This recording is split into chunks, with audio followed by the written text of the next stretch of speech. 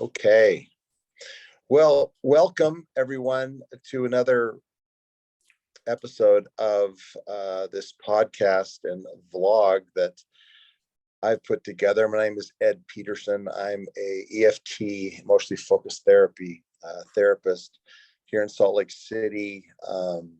And I can tell you more about me, but I love it. I've started doing this podcast, which we've named Therapy, Emotion, and Sex, conversations that really matter. And today I am super excited, super stoked to have Jim Thomas with us. And Jim, in some ways, has been a mentor to me, even though we haven't worked directly together, but through watching videos, reading reading things that he's written, and just through people we sort of know some of the same people. So this is a real thrill for me. And so Jim, welcome. And maybe you could just tell our audience here a little bit about yourself, Jim. And I'm really curious too how long you've been doing emotionally focused therapy, when you met Sue Johnson, and then maybe just tell us a little bit about you and a little bit about what you're up to these days. Well, I'm Jim Thomas. I'm in Colorado, Denver metro area. That behind me is office where I see couples and families and some individuals. My passion, and it's been my focus for a while now, is therapy intensive. So I'm doing a lot of, mostly with couples, some individuals, some families. Come see me for 2 days, and we work hard for 2 days. We immerse.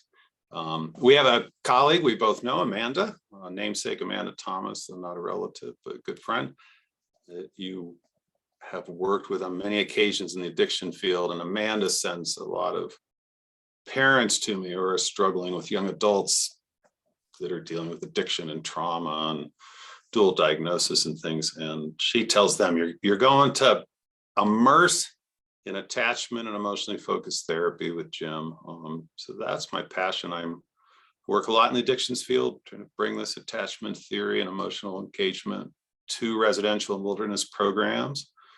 And been doing some pro bono trainings for communities overseas that are emotionally focused therapy communities where, economics are tough, therapists are not making much, and just wanting to support them. Places like South Africa and Turkey and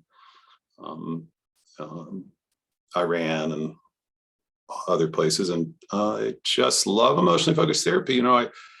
I first saw Sue in 1998 at an AAMFT conference. I chose between functional family therapy. I kept going back and forth.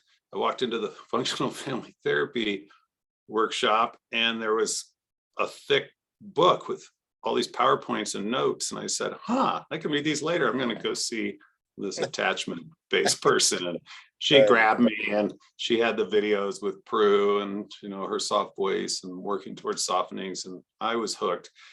I was doing like proto EFT even before that. My postgraduate training was with Suzanne Pope and Jan Rainak, and they taught this power of emotional engagement and surfacing unexpressed emotions in family systems. Where's the sadness? I see no sadness in this system or in this person. Let's bring out new emotions, deepen the experience of those emotions. And they drove home to me something that's so similar with Sue or Salvador Minuchin, a big influence on Sue, is what kind of meaningful experiences can we co-create right here in the office while people are with us, right?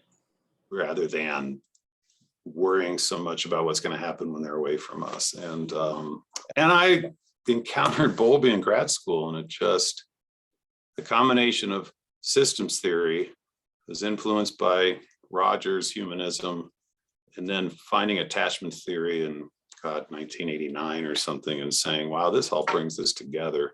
So to encounter Sue 9 years later and see someone who organized it in such a elegant way, just opened up my eyes and my heart to just powerful ways of being with people that are more emotionally engaged and present and in the moment, experiential. I think that That's me professionally. We go personally, that's a whole nother podcast and might take us a couple hours. So.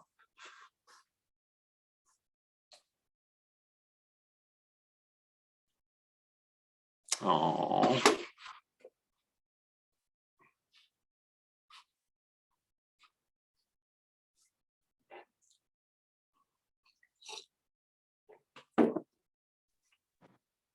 You there? Yeah, you dropped out. Sorry about that. I think maybe I dropped out because the universe wanted us to ponder what you just said. And part of it is I just love that image of you walking in and getting handed a binder, or you see a binder with a bunch of PowerPoint slides, which is not very intimate, right? It's very academic. And then you walk next door and you walk, in some ways, you walk into this world of EFT and Sue Johnson, and like you've already been in that with your studies and with attachment theory, but then suddenly like you meet someone who's almost, I mean, would it be fair to say almost sort of a kindred soul? Yeah, and up there and playing music this is better music for me. This focus feels right. And nothing, functional family therapy is good, very good stuff. So, but it's like you're saying, it's a bit more cognitive, and this was of the heart. I was like, oh my gosh, this person is singing like a invitation to my heart, that there's a way to view this work that fits. Right. So kindred spirit. Yeah, that's well, and that makes me think a nice way to move into the first thing that we wanted to talk about, because Jim, you and I talked about the idea of trying to expound and explain and talk about and give examples, maybe even role play a little bit, this idea of emotional connection, presence. What does it mean? How do you get it? What's the effect of it when we as clinicians, therapists, but this could be for life coaches, could even be for doctors and nurses, what happens when we really come in close emotionally and we connect with someone, and not just connecting with them, but connecting with emotion that will be present that sometimes isn't present yet, right? But we know that there's emotion. We know, especially if we're dealing with someone in therapy, there's got to be some sadness or loss or trauma or something underneath, right? But what I found is I'm relatively new to this. I've been doing EFT for about 5 or 6 years, and I now am a supervisor. But I think a lot about, like, I was trying to teach this and think about it, that in my office, if a client is coming in and if they're in their emotion already, and you can feel it and it, they're not just talking about how they feel, but they're able to really emote in the moment. You see it in their body, right? Then that is great. But a big part of my job is almost taking a guess as I'm talking to them. It's kind of warming up. They're talking about this or that. They might be talking about the content of what happened 3 days ago.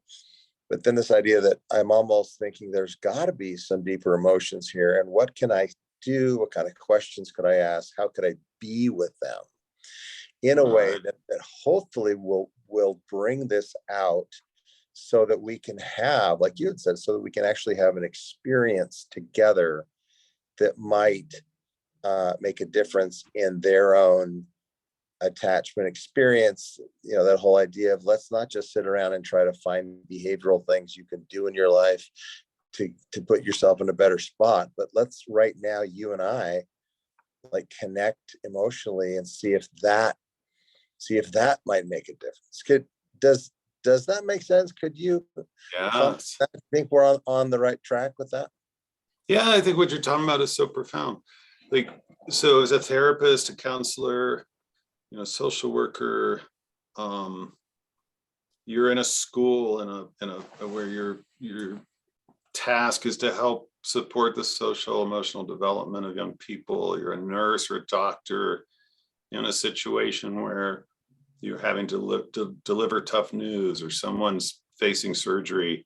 Just so many situations where it behooves us to presume there's more emotion going on often than is showing. And that's maybe, like you said, well, the emotion's not there yet. One of the changes that's happened to me over the years in my practice is I have a more felt sense when people sit down, a couple. So that's a lot of my work is with couples. They're in distress. Clear, if they're coming for an intensive, often they're on the brink of divorce, they're recovering from an affair, there's addiction, or there's trauma history, there's childhood wounds. Things are tough and complicated, and they may sit down.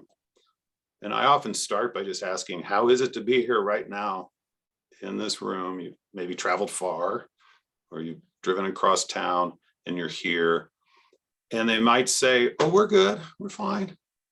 And I'm in my heart and my mind say, yeah, I'll bet it's more than that.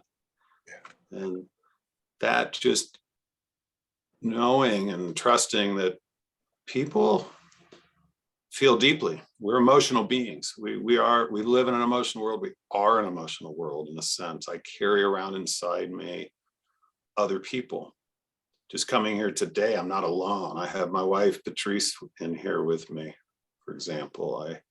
They're always a part of my mind and my heart.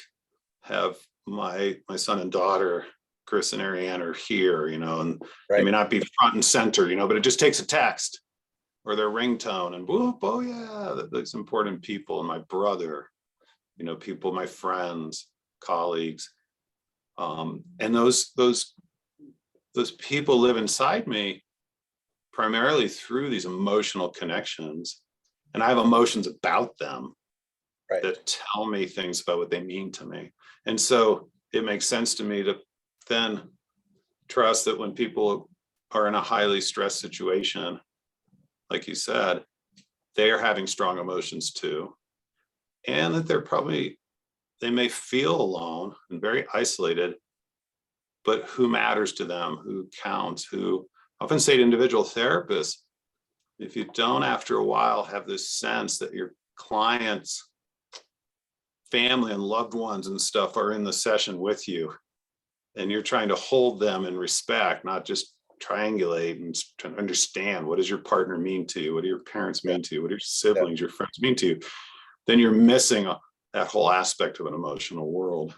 Right. So yeah, I want to join in and look for and fish around and poke and prod and show interest in over time. What's it really like inside to be in a situation where your partner says you're a freaking loser who's ruined everything, or your partner says I don't really care, your partner says I don't even know why we're here for this therapy, or your family members don't seem to like you, or you can't keep this friendship going, you don't know why.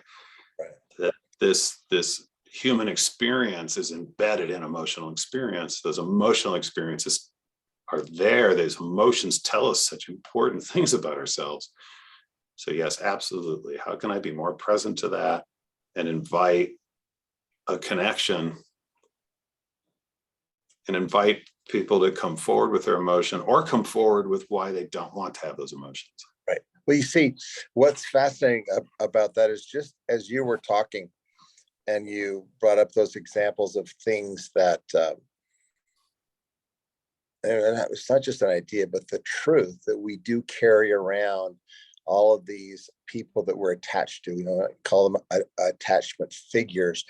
And I was just letting myself just now, Jim, be in present process with you, because as you gave that, you quoted some things that clients have said, like, I don't really care, or you're a freaking loser, or you ruined everything. Or, I literally just experienced almost like a little kaleidoscope of people who I've been with who have said similar things, clients that I've worked with in intensives that I've done.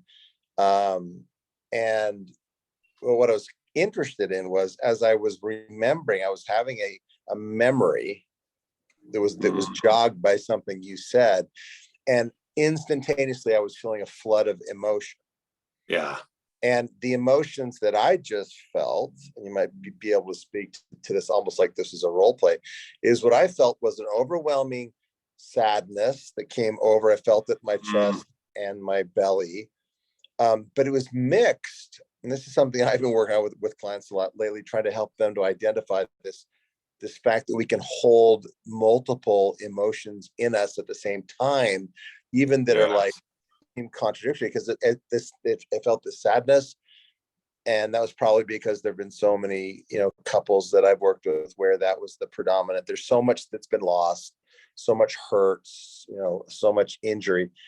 But then with it, this sort of exhilaration that you and I are talking about this, and also this, a little bit of this sense of the emotion that hits me sometimes. It was more when I was starting out in EFT, it's less now, of that anxiety of like, oh shit, look at what's in front of me right here. These people are there's so much pain here. There's so much history. Right.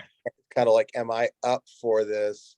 Which then kind of creates that sort of imposter syndrome feeling, which, to be honest, I feel a little bit right now sitting here with you, Jim, because I probably have put you on a little bit of a pedestal, right? And so it's just interesting, right? And I try to do this in these sessions, is to reveal and talk about what my emotional experience is right here, so that we aren't just talking about philosophical or cognitive ideas, but we're almost showing, like, if there's a doctor or a therapist who's watching this, I would want them to kind of reflect on the fact that whenever you think about your life, you think about things that are going on, you think about things that matter, that you're going to have emotional experiences. And like that whole, that phrase we hear a lot when people will say, oh, I'm just not very emotional, or he's just not an emotional person. It's like, no. Those emotions are there. They're just coming up in different ways. Right. Wow, there's so much there. Well, I'll try to go backwards, maybe from the last thing you were talking about back. There is a cost rate to empathy when you're talking about this. If you're a doctor or something watching that, you'll feel more, and you may go home sadder about something or feel more pain. But we have some pretty good indication that empathic medical professionals get better results. Right. There's some research that if you're, when it's time for anesthesia, if your partner or a family member is there holding your hand, you'll recover from your surgery better on average, right? So connection with people in distress in the medical field is a great example and sort of metaphor for what the therapists do with emotional pain. So that takes us back to anxiety about it. I think this is very true. I remember early on in my professional work as a counselor, I started at a place called Denver Children's Home. These young adults, teenagers, were dealing with so much stress, and the families, there'd be so much pain at times, and I just wouldn't know what to do with like the tears, some of the trauma stories I heard. And I had that immediate sense of, I should try to make this better somehow. Yes, right. I need to fix this. I need to get this family member to be more understanding. And I think that's such a common place at that, when people are learning a vulnerable model, something like emotionally focused therapy, where you're going to be with people's trauma, EMDR or brain spotting, these things where it's stay present, stay at the point of contact. Don't go up into problem solving or challenging the cognitive distortions, be with the pain. That of course we get anxious because there's a caretaking healthy system in us that wants the pain to get better. Well, no, you see it in some ways. I've thought about exactly that when I have done therapy. We've all had this happen where we're in session and we realize that there's really no emotion in the room, and that we're really just sort of talking about things and about their lives. I've often thought to myself that, like, in that moment, if that's what people are really doing with me, they really might be just as well off just buying a Brene Brown book and reading it, right? Because and it's not true, because of course there is work going on, but it reminds me, Jim, of a client I just saw 2 days ago who was it was a couple, and I'll keep this confidential, of course, but this person dipped down into some real sadness. And she was actually able to say, yes, she just dropped into it. Her face, she started crying. It almost looked like the beginning of a panic attack. And it went so fast from everything's okay to just this, her whole countenance just, and she started to shake, right? And she looked up at me and she said, Ed, I don't want to do this. And I got a little closer to her, and I put my hand on her shoulder, and I just said, I know you don't. And I said, when I feel these kinds of feelings, I said, is it sadness? Is it maybe a little fear? She said, yeah, I'm so scared and I'm so sad, and I said, well, I feel that sometimes too in my own life. And I tell you, I don't want to go there either. But I think that if we can spend some time together, and you and I can breathe together, and your husband's here, and we can all just be together, you just might be able to stay in this sadness a little longer. Yeah. And it worked out. And I think that's well, that goes back to then you were saying about, when people are in distress, what do we do? And they come in, and so if we come back to therapists who are doing couples therapy, and couples are in distress, there's so often what we're taught in the field is to move towards that distress and look for, okay, you're in this distress because you have cognitive distortions that we need to challenge. You're in this distress because you have different communication styles that you need to learn to live with. You're in this distress because your Enneagram types are different. You're in this distress because, and for me, and when you're talking about, you said, oh, kind of on a pedestal, I've been working on and trying as a person, as a therapist, to have more comfort with and invite and go into my own emotional experience and the emotional experience of others for some 40 plus years, right? And I've did powerful work with like John Bradshaw with my wife that really helped me with shame. Shame is a big lock, shame locks on and says, no, don't feel all these vulnerable emotions, just feel shame and hide. Like my own like group therapy work and spiritual work, all sorts of levels. And it's still hard to be in that level of distress with somebody that's just crying out like, I both feel this and this is real for me and I don't want to feel this. And maybe the deeper message is, I don't want to be alone in this anymore, is what you were saying, right? And this is what I'm learning to listen to. I'm watching as many levels as possible to see, like, sometimes people really just need you to back off. It's true. But so many times it's like, I don't want to feel this and I don't want to be alone in this. And what you were talking about all that, you did it right there in your example. You said, I wonder, is there some fear here? Is there some sadness here? If we do those big major emotions that researchers talk about, are you in fear or panic, sadness or sorrow? Is there emotional pain and anguish here?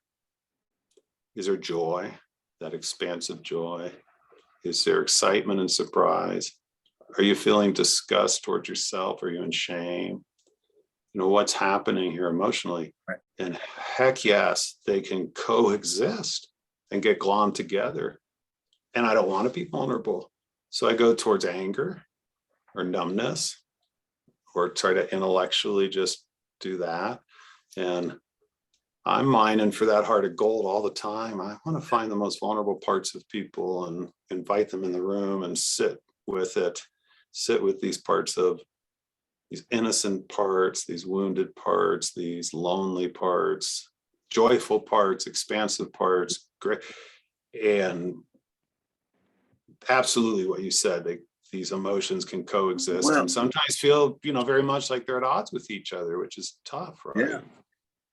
Well, and I was thinking, tell me I really want to be led a lot by your intuition on where we should go. But here's one thought that I was thinking that we could do, because we still have, see, it's 10 minutes to the hour. We could probably go till about 5 minutes after the hour and then take a little break.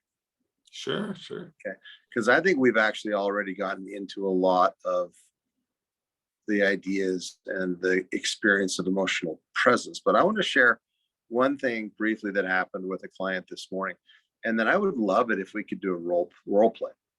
And I could be a client. Maybe I'm a couple. I'm the husband, and I'm just gonna kind of come at you and try and avoid emotion. Right? I'm just going to everything will be fine, or everything will be this, or.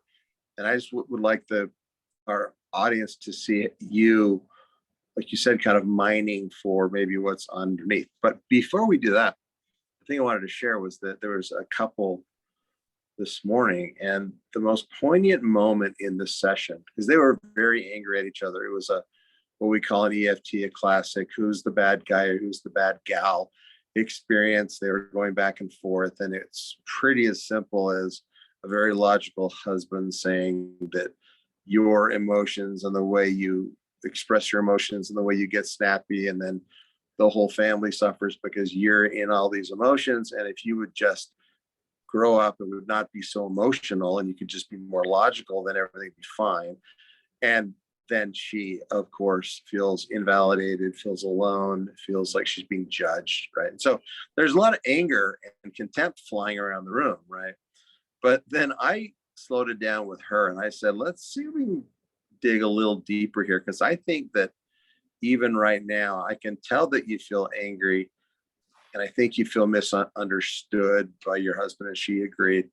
But then I said, I want to go back to something that you said, because she threw out the word that she feels very alone. And because she was trying to get everything ready for school starting the next day for their 4 kids, and she felt like he wasn't helping. And, I said, let's go a little bit deeper into this idea of alone. And I simply asked, can you remember, the earliest age when you felt alone emotionally? And that just dropped her into a place. And she was able to start connecting this long-time life experience of feeling alone and feeling like people didn't understand her, especially, and that she didn't understand her emotions, why she got so upset and couldn't calm herself down. And that was kind of the moment that broke through, because I told them, we could sit here and you guys could argue back and forth about this thing that happened on Tuesday night for the next half hour, or we could try to go a little deeper. So well, that sounds like beautiful work. Yeah. Or I go to, so if people are learning emotionally focused therapy and working from this model, it sounds like she would be the more emotional pursuer. He's emotionally avoids.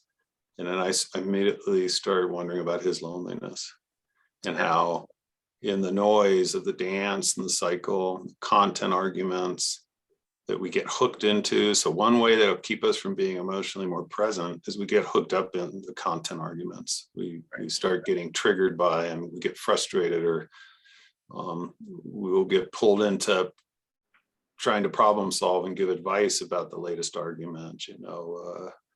Should we be, they start arguing about parenting or where they should live or whether they should quit their jobs and all these things. And we suddenly think we could, I think what I would do is perhaps if you thought about it. Let's make a, let's people, right? Like, let's do a pros and cons list. Right, do a pros and cons list. And what I heard you do is good, vulnerable therapy.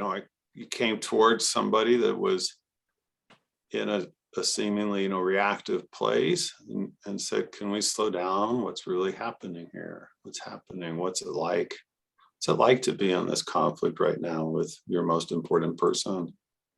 And when's the first time you felt what's happening right now? When do you remember? How long have you had this? And she's brave.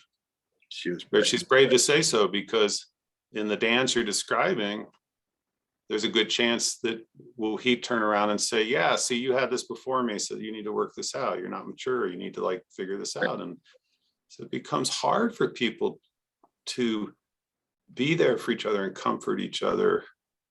So if we go right to emotionally focused therapy and talk about stage one, where the couple's dysregulating each other for the most part, and the co-regulation that's happening is usually below the surface or kind of behavioral. And you're opening me up and I'm opening up to you. It's very important, if you want to be emotionally present, that you are there for that partner. You're helping them to deepen that emotional experience, to go deeper on like the Genlin scale from 1 to 7. You're getting them to go deeper, both sides, both partners, not just getting lost in the pursuer, or the pursuer's down in 5 and the withdrawer's still up in 1, and we're replicating the cycle. And ask them and encourage them and help them enact vulnerable pieces of their heart, Right. while not expecting the partner to, and this is where we get tripped up. Can't you see that your partner's making a big reach here, sharing something very vulnerable? I want that partner to be able to, the person sharing is starting to learn about their own emotional experience, the emotional depth, what's below the surface, and how it's fueled or protected by the cycle that they're caught in. Yeah. I'm not expecting the partner to suddenly become compassionate and curious and be there. If they do, that's awesome. Right. Yeah, that reminds me, another person that I know lives inside of a lot of our hearts and psyches is Dr. Sue Johnson. And I remember a video that's actually available on YouTube of her working with a military couple. This guy was a military helicopter pilot, had a very reactive, frustrated, angry, sad, and criticizing wife. And right, it was at Alive, and I just watched Sue very quickly go into an enactment. And, and she said something like that, like, can you hear that your husband has just shared his sadness and all of this pressure on him and all these people that he's seen died, right? And then she went to the wife and said, like, well, what happens inside of you when you hear that, right? And then this woman just was not there at all. Just went right back to her anger. It's like, that's fine, but that doesn't mean that he can't love me. It doesn't mean that he can't. But Sue was just with her, and just her line that stays in my head was, she said, you really can't hear, you can't take it in. And of course you can. Of course you can. Of course it's too hard to hear that right now. So Sue had a good idea that enactment was probably not going to land in some corrective emotional experience, but she was ready to just normalize the fact that she wasn't ready to connect with her withdrawer, right? So, right. Well, listen, Jim, let's role play for a few minutes, and I'm going to just be a man, a business owner, maybe kind of a wealthy guy, very successful. We're in your office for an intensive. We're on the brink of divorce. And I'll just, it doesn't really matter. It could be lots of different things that have happened. Maybe there was an affair. But let's just start out, and I'm going to just sort of try to deflect away from emotion, and maybe you could just show us some of the things that you might do. Can you give me something to hang my emotional therapist hat on? So what's happening in the session? Maybe, yeah. How about your partner has just said, I want to fight for this marriage, but I don't know why I should bother, because he was complaining about having to spend the time and money to fly here and do this, and as we were driving up to your office from the hotel, something like that. Could that be as we were driving up to the hotel, you were criticizing my driving, and it's just another example of the fact that we're not compatible, and I don't even know why the hell we're here. So Ed, I appreciate your saying this is important. Like, why are we here? And that's important for us.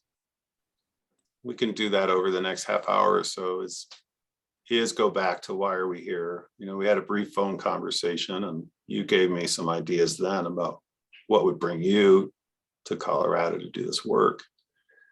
You just shared something right in the moment. It sounds like it's very fresh for you. your driving was being criticized. She was kind of on you about how you drive. Yeah. Telling you what to do.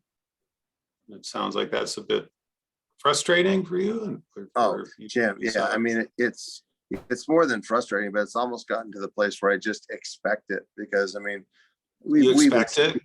Yeah, we've been unhappy. I've been unhappy. I think she has too, for 10 years.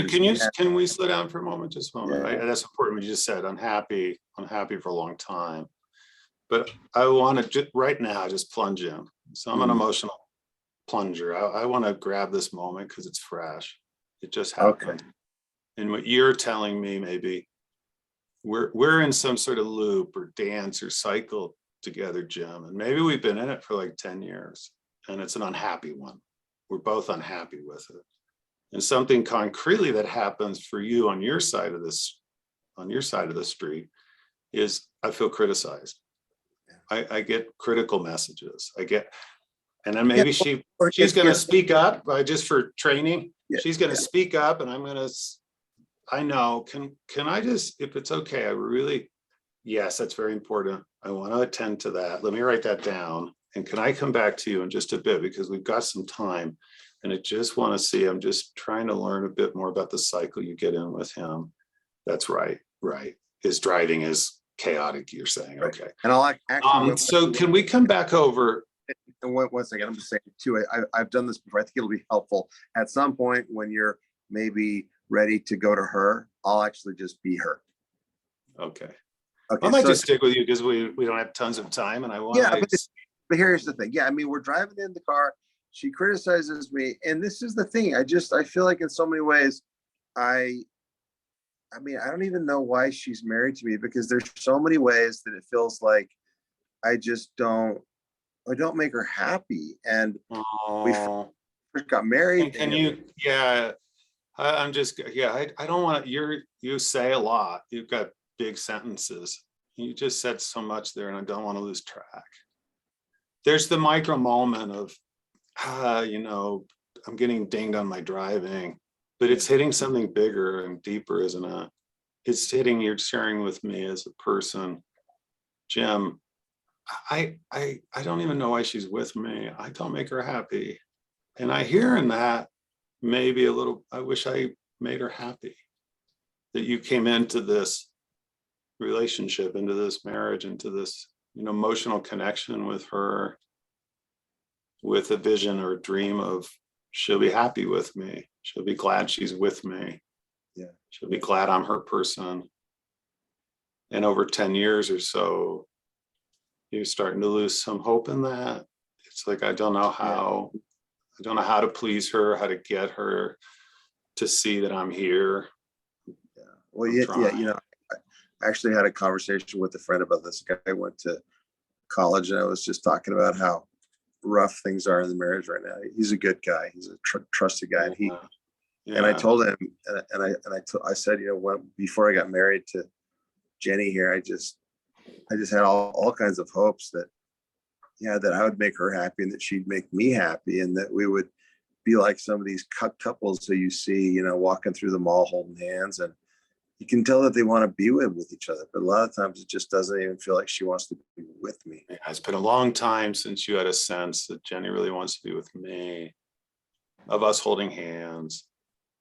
Those deep questions, so some of the most profound questions, like, does she like me anymore? And Jim, if she doesn't, and again, this is why I was really skeptical even come and do this. It's like, maybe she'd be happier with someone else. And I'm kind of getting to the place where I'm getting a little bit sick of it. And I'm just kind of a little over it, because it just Can I ask you something, Ed? Just now, it felt like you and I were going towards something a little bit, I'd call it like a little more vulnerable, a little bit like you're longing. And you were remembering with your friend a younger Ed who had an image of holding hands, and that we're glad to be together, that we share more. And then it feels like something protective just came in, like something you don't need my help with, right? Could you, without any help from me, explain all the reasons why you're skeptical about doing this work and really not sure whether you should try to fight for this marriage? Would you need my help with that? You mean, so you want me to tell you these No, reasons? I'm asking you a very specific question. Did you feel that shift from you starting to talk about, and then you up into that frustration? Mm-hmm. Yeah, I think I did. Can I, let me ask Jenny, do you get a lot of this frustration in this dance with him? You do, okay. So you're frustrated, and that frustration leads you to a place of like, maybe this isn't worth it. Maybe I ought not to try. Maybe I need to just let this go, give up. She's not going to like me. She's not going to want to hold my hand. I'm not going to get it right with her. Yeah. Right. But there's also this other part. Could we come back to that? Because that makes sense, right? I get that. I want to hear you and say, of course, and validate. There's a part of me that's not sure I even want to do this work, Jim. I'm skeptical. Well, yeah. I mean, I think I would tell you that I did notice that shift, and I noticed that, like, I know because this is, you and I talked on the phone, and you mentioned to me that you also want me to pay attention to like how my body feels when I'm going through these things with my wife, and I did.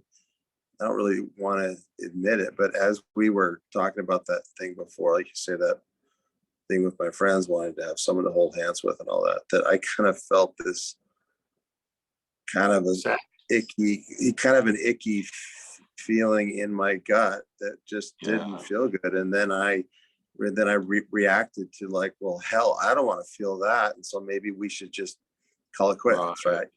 Yeah, icky feeling. I had a little bit of sad. You were feeling icky. I felt a bit of sadness, like a dream that you want to come true that hasn't come true, a wish.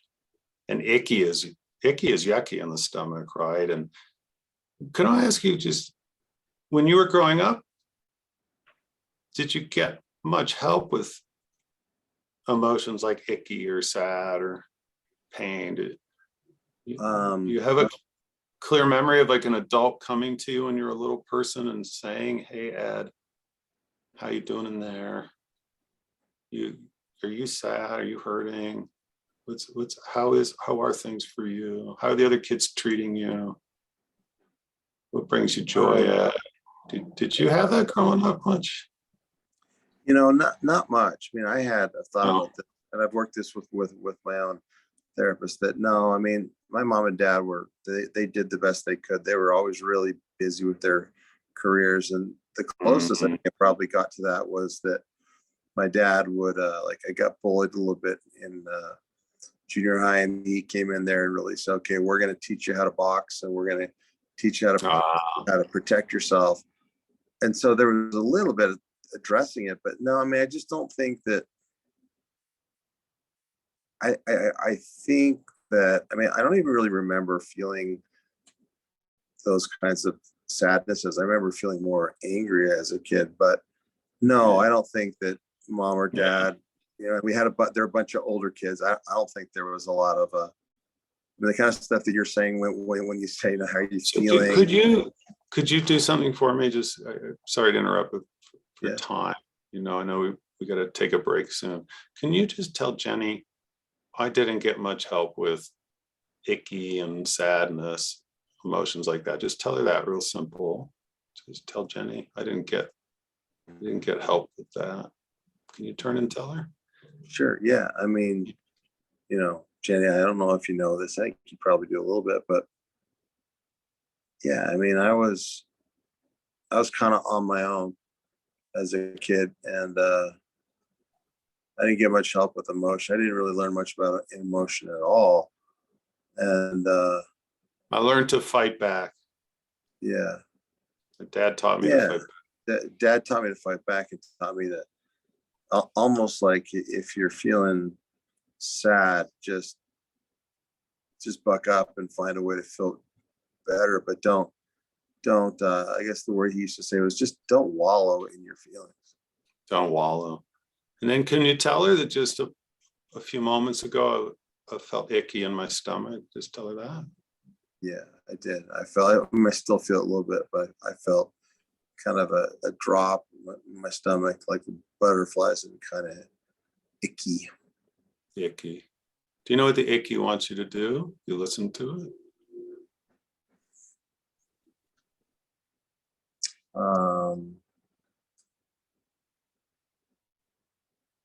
Yeah, down there in the Well, stomach. it kind of wants me to get up and leave the room. Yeah, the icky wants me to move, get away, go away, leave, leave, leave. And then can you tell her, I think I went up right from icky up into frustrated. Oh yeah, yeah, I did that. I really realized I did that, but I think I do that a lot. That I did. I felt sadness. I felt a really shitty feeling in my belly, and then and I quickly just went up to my despair and my thoughts that this isn't working out, and why are we here? But I did. I went up. I went away from that. Yeah, quickly, right? And I think I do that. I think that's part of how we fight, is that I feel something, and then I just quickly start talking. And I talk fast, Yeah. So I find myself wanting to, like, oh, Ed, you just said a lot. Can I come in? I just want to get this part, because you're going to say 3 or 4 more powerful things, and then I'm going to get flooded because I won't remember them, and they're important. What you have to say is important. What's happening inside you matters. Can we slow this down? And you're helping me, you're slowing down. And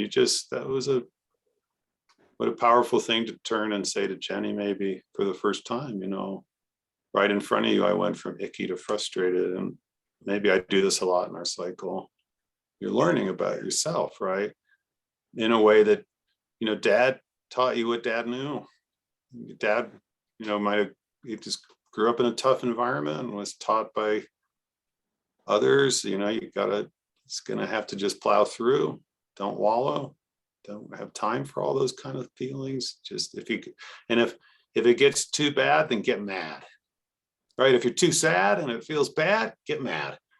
It sounds like that. Yeah, because my dad was in Vietnam, and he told me some stories about that once. He just said, the kids that couldn't hack it and cry, and they would lose their emotions and get lost in their fear, that those kids got killed.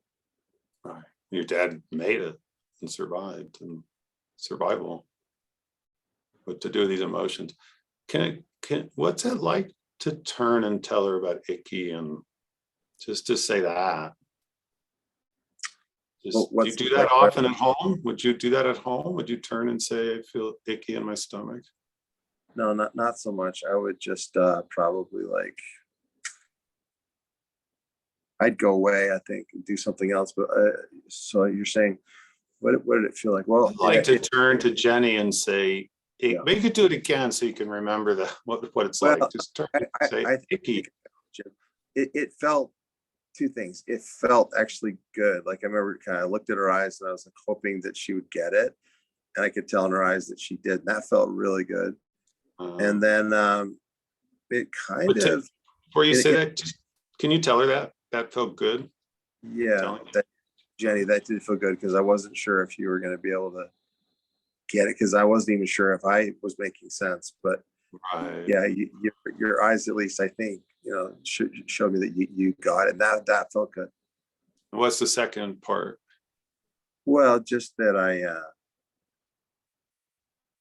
guess it's just conflicted. It's between, like, I see her that she's here, and I think, well, maybe we could figure out this relationship, but then so quickly that other part just comes in and just says it's just too far gone.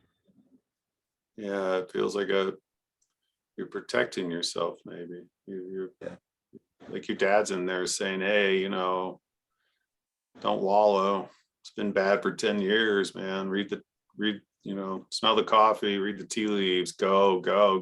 And then, but the icky sounds different. something icky in your stomach makes me want to go away. Can I do a little fly fishing with you? Yeah, yeah. I wonder if in the icky, if you just go back there for a moment and just see if you can look at Jenny while you call up the icky. Do, do you feel good about yourself in the icky? Or is this a bad feeling about you? You had to Oh, choose. it's a bad feeling. I feel weak. Weak. Yeah, I feel weak, and I feel like I shouldn't. Yeah, I just feel like I shouldn't feel this. I wish I didn't. I don't It's like feeling. bad to feel this. Does this icky feeling make you feel bigger or smaller? Smaller. To make you want to be seen or invisible more? Definitely not sane. Can you tell her this icky feeling? I don't want to be seen. It makes me feel small. Would you take that risk with her, Yeah. since Yeah. you saw something good in her eyes before? Yeah. So Jenny, this is true. I hadn't really thought about this, but that gut wrenching kind of icky feeling that I get, especially when we're fighting, it just makes me feel, I'm kind of embarrassed, but I can hear my dad just telling me to cowboy up, and so, and it makes me want to, I don't know, like I literally want to just pick up my phone and start like doing something else. Do something else. Get away from this uncomfortable emotion as fast as possible. It makes me feel weak inside, small. And then I have my dad's voice saying, why are you in this, wallowing in this? You need to stop. You need to stop. No wonder frustration is more compelling. If I didn't come in and say, hey, can we pause first? I don't think you need my help with frustration and mad. You would have. I think I've got those. I think I got those. Well, and a more polite therapist would have let you talk for 20 minutes about all the reasons not to be with her, and we would have not found icky. Right. There's something powerful in here. I wonder if it's almost a bit of shame, right? A bit of like, yeah, is there something wrong with me? Yeah. Yeah. I mean, that's the part, Jim, that when I think about my buddy, Tim, who was in college with me, and those conversations that we used to have about, the girls we wanted to date and the lives we wanted to live. I feel like, I mean, sometimes I get really mad at Jenny because I think she's unreasonable and I think she nags me, all that. But then part of me thinks, well, there's got to be something wrong with me. Like, yeah, what? One, why can't I make her happy, and why do I? Yeah, just like, because I know I'm part of this thing. I know it's not just all her, and so it's almost like there's got to be something wrong with me. Like I can't either figure it out, or I haven't like attracted someone who really loves me. Yeah, it's weird. I don't know how to say All it. of that. Does she not love me? Did I do something wrong? Am I not enough or something for her? And I'm thinking back when you were talking to your friend back in college days. And if he had said, well, here's this woman, Jenny, you're going to meet, and this is what she's like, and you're going to fall in love with her. With that college party, you've been happy. Oh, you yeah. said, wow, I'm going to meet her. Yeah, it'd be like a fantasy. Did you ever tell her this? Like, you're meeting you is like this dream come true. Do you ever tell her that? Like, how fast did you fall for her? Oh man, fast. Yeah, I mean, I think I told her that kind of stuff. You tell her now, like you never did. Just say, I maybe I haven't told you in a long time, but I fell for you hard and fast. Just tell her. Yeah, I mean, that's the makes me laugh, Jenny. She used to talk about how I used to write you poetry, right? And like I never thought I was a very good poet, but you would get the poems, you thought they were the greatest. And yeah, I mean, I fell hard. I mean, that I think you're beautiful now. You were then, and I just remember thinking like, wow, like this is almost like this girl is like above my pay grade. And Yeah. I mean, I was probably thinking about marrying you within the first week or two. don't think I said it, but I was thinking about it. Yeah, well, you get to say it now because you did. You can go back and tell her, back that first day we were talking, or that first date or something. I knew that. I knew I wanted to be Yeah, with I you. mean And now, wait, can I try something with you real quick? Just then we'll take our bladder break because Jenny's saying, okay, so let's pause for a moment. I had this image suddenly, like you're saying, Jim, I met her and she was like amazing to me on so many levels. I was attracted to her right away. I wanted to talk to her and be with her and hang out with her and learn more about her. And we ended up being a couple and we got married. And then somewhere I started disappointing her. And somewhere she started to hurt me. And we got into this cycle. And somehow instead of growing closer, we've gotten more distant. And yet she's right there. And I can remember all that connection I have and all that love I have for her. And I'm all mixed up inside. And it's like I don't know what poetry to write. And I wonder what would the poem be from the icky? What would the poem be from the sadness? What would the poem be from your longing? And of course you're like kind of like you're like a hot mess inside right now, is what I'm picking up. Where it'd be so easy to just see you as the stoic business guy, powerhouse who's frustrated and has analyzed the pros and cons of whether or not to continue to work on the marriage. That's part of you. But this is like a deeper part of you. And can I ask Jenny, does he typically turn to you in this way and start to tell you about what's happening inside him like this and slow down? Like, this is different? He does not do that. Do you like this better than the dance you're usually in? Would you do something for me before we stop? Just tell Ed, I like this, what's happening right now. You tell her. Oh, she's telling you, I like this. I like what's happening right now. I like the way you're showing up, Ed, she says. I like this a lot. How's that to hear that from Jenny? 20 some minutes into our intensive, she says. It's good. It's good, and it scares the shit out of me, but it's good. Right. It's just right. Like so Ed, we have to stop for a moment so we can take care of our bladders, a real thing that happens in intensives. But when we come back, I'm going to invite you to stay with scared. We'll spend some time in scared. We'll dip down as much as you're able right now, but that's powerful that you went there. Look what you did. Instead of just going into frustration, you just said, I'm scared. You just tell Jenny, I'm scared. Before we break. I don't think I do that a lot. Can you just tell her now before we take our quick break? Yeah. No, I am scared. I don't know. I don't know what's going to happen here, and I like to know what's going to happen, and I am scared. Look at how much we've learned about Ed in a short time. Ed, the man that fell in love with Jenny, like a dream come true. A man who wants to get it right with her and hold hands, be together. He's frustrated though. He just can't seem to get it right. And sometimes he wonders whether she loves him enough. Other times he wonders if there's something wrong. Is he flawed somehow? And he gets an icky feeling. And the icky feeling makes him feel weak and small, and he wants to go away, not be seen. Frustration, anger, what makes him want to speak up. And yet there's some fear that he's just starting to share with us. A fear of opening up, a fear of, we'll find out after the break. Okay. Thank you. You shared so much. And for someone taught not to wallow and to toughen up, you're it's like I see you fighting for your relationship in a different way, maybe. Yeah, I mean, I guess that's why we're here. Here you go. Now we know. We don't have to spend a half hour on that. You just saved us 30 minutes. We can keep going deeper. Thank you. All right.